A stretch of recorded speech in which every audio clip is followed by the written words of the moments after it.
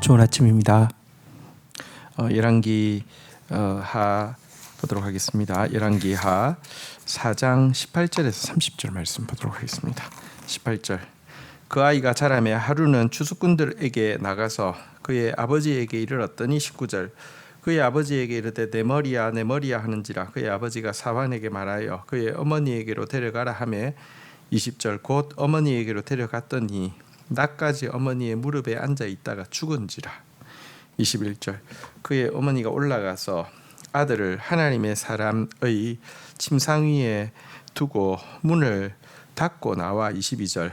그 남편을 불러 이르되 청하건대 사환 한 명과 나귀 한 마리를 내게로 보내소서. 내가 하나님의 사람에게 달려갔다 돌아오리이다 하니 23절. 그 남편이 이르되 초하루도 아니고 안식일도 아니거늘 그대가 오늘 어찌하여 그에게 나아가고자 하느냐 하는지라.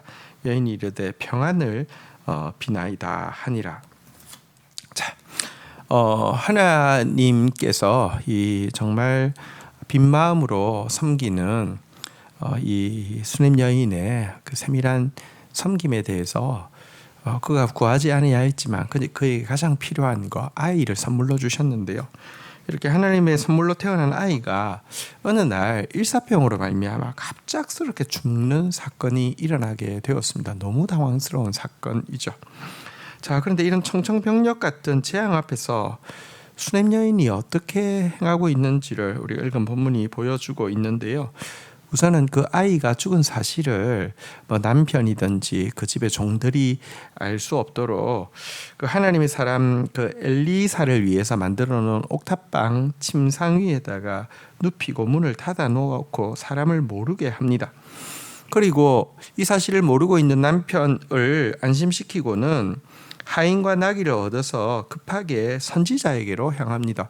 초하루도 아니고 무슨 일이냐고 하니까 평안 그냥 이렇게 기도하고 싶습니다. 뭐 특별한 일은 아닙니다. 평안입니다. 이렇게 이야기하고 급하게 선지자에게로 향하고 있습니다. 자, 그다음 내용 한번 볼까요? 24절. 이에 나귀의 안장을 지우고 자기 사환에게 이르되 몰고 가라. 내가 말하지 아니하거든 나를 위하여 달려가기를 멈추지 말라 하고 25절. 드디어 갈멜산으로 가서 하나님의 사람에게로 나아가니라. 하나님의 사람이 멀리서 그를 보고 자기 사환 게하시에게 이르되 저기 수냄 여인이 있도다. 26절. 너는 달려가서 그를 맞아 이르기를 너는 평안이냐 내 남편이 평안이냐 아이가 평안하냐 하라 하였더니 여인이 대답하되 평안하다 하고. 자, 급하게 하나님의 사람 엘리사가 있는 갈멜산으로 이제 가게 되었는데요. 그런데 이제 그녀를 발견한 이제 엘리사가 게하시를 보내서 먼저 안부를 묻고 있습니다. 갑작스럽게 오니까요. 남편이 평안하냐, 또 너는 평안하냐, 아이도 평안하냐 이렇게 게하시가 물을 때에도 게하시에게도 평안합니다라고 지금 답을 하고 있습니다. 남편에게도 평안, 또 게하시에게도 평안하다고 이야기하고 있습니다. 사실 지금 정말 청천벽력 같은 일이잖아요. 근데 어떻게 이렇게 이야기를 한 것입니까? 왜 또 평안이라고 할 수 있었습니까? 현실을 보면 절대 평안할 수 없잖아요, 그렇죠? 그런데 그는 하나님으로부터 이 일에 대해서 직접 듣기까지는 절망하기에는 너무 이르다는 사실을 이렇게 알고 있었던 것입니다. 또 평안입니다, 평안입니다 그렇게 고백했는데 하나님께서 이 시련을 극복하게 하시고 평안을 주실 것이라는 믿음도 그녀 속에 담대하게 있었던 것 같습니다. 여러분, 우리가 한 가지 알아야 됩니다. 하나님의 은총을 받은 사람은요, 또한 그것을 관리할 수 있는 능력을 가지고 있어야 되는데요. 그것을 관리할 수 있는 가장 중요한 역량이 무엇이냐고 하면 믿음입니다. 여러분, 하나님 주신 것도요, 은혜의 선물을 주셔도 그걸 진짜 잘 관리하려고 믿음이 있어야 합니다. 근데 믿음의 표출이 뭐냐고 하면 평안입니다.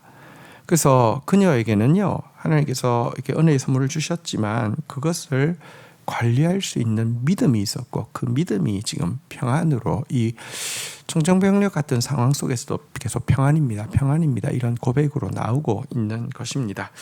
자, 이제 27절 보겠습니다. 산에 이르러 하나님이 사람에게 나아가서 그 발을 아는지라 게하시가 가까이 와서 그를 물리치고자 하매 하나님이 사람이 이르되 가만히 두라. 그의 영혼이 괴로워하지만은 여호와께서 내게 숨기시고 이르지 아니하셨도다 하니라. 28절 여인이 이르되 내가 내 주께 아들을 구하더이까 나를 속이지 말라고 내가 말하지 아니하더이까 하니. 29절 엘리사가 게하시에게 이르되 내 허리를 묶고 내 지팡이를 손에 들고 가라. 사람을 만나거든 인사하지 말며 사람이 내게 인사할지라도 대답하지 말고 내 지팡이를 그 아이 얼굴에 놓으라 하는지라. 30절 아이의 어머니가 이르되 여호와께서 살아계심과 당신의 영혼이 살아계심을 두고 맹세하노니 내가 당신을 떠나지 아니하리이다. 엘리사가 이에 일어나 여인을 따라가니라.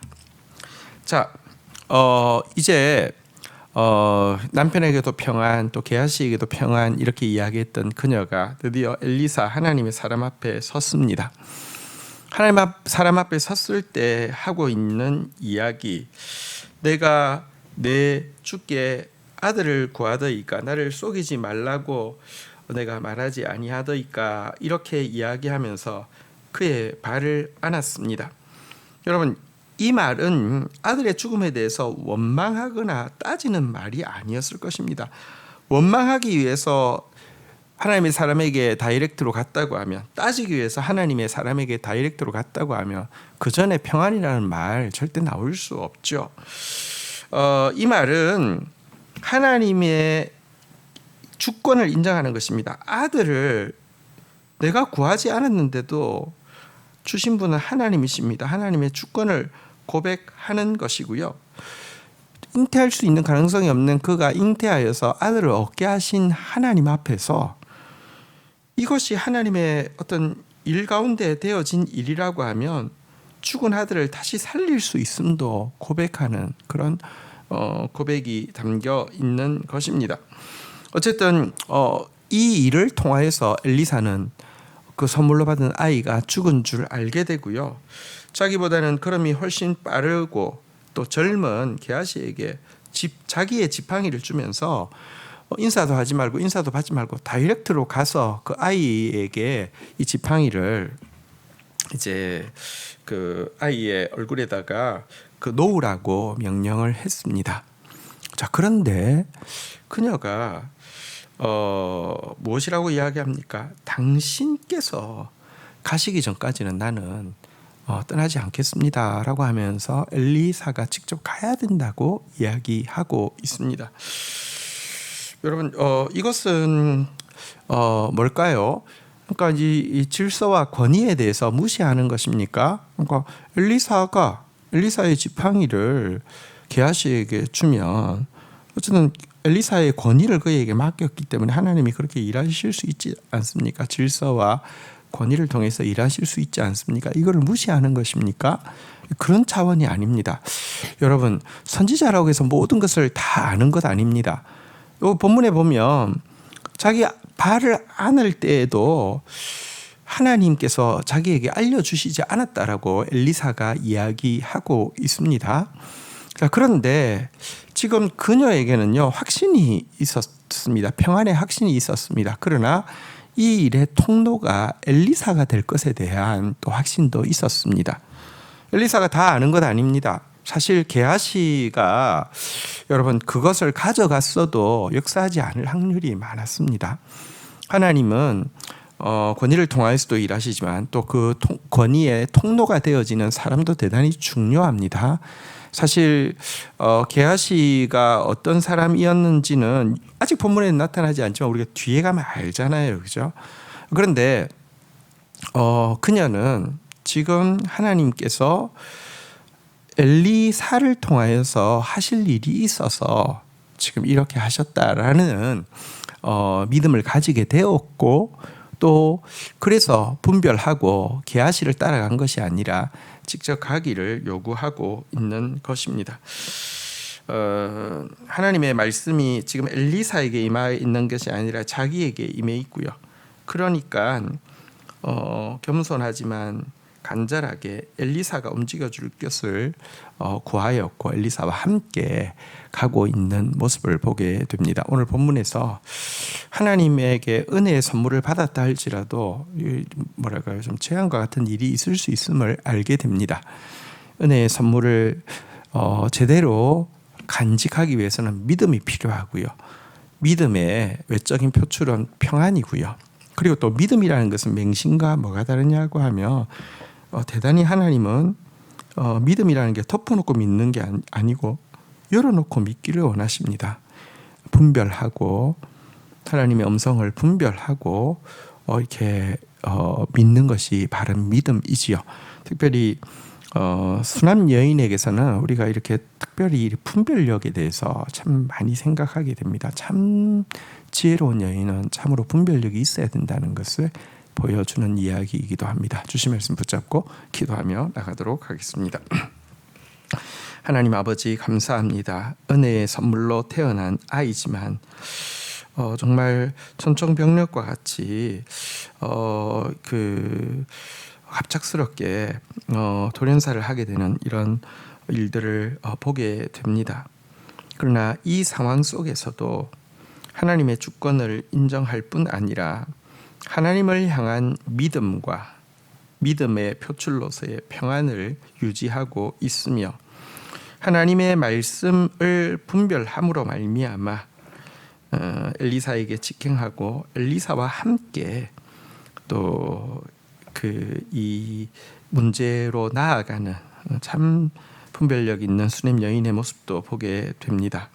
하나님, 저희들이 받은 은혜의 선물들을 참 믿음으로 말미암아 평안으로 말미암아 간직할 수 있는 저희들이 되어질 수 있기를 원합니다. 특별히 수냄 여인이 가졌던 하나님의 뜻을 향한 이 예민한 분별력, 저희들이 구체적인 상황 가운데 또 가지고 나아가는 그런 지혜자가 되어질 수 있도록 은혜를 더하여 주옵소서. 예수 그리스도의 이름으로 기도 올립니다. 아멘.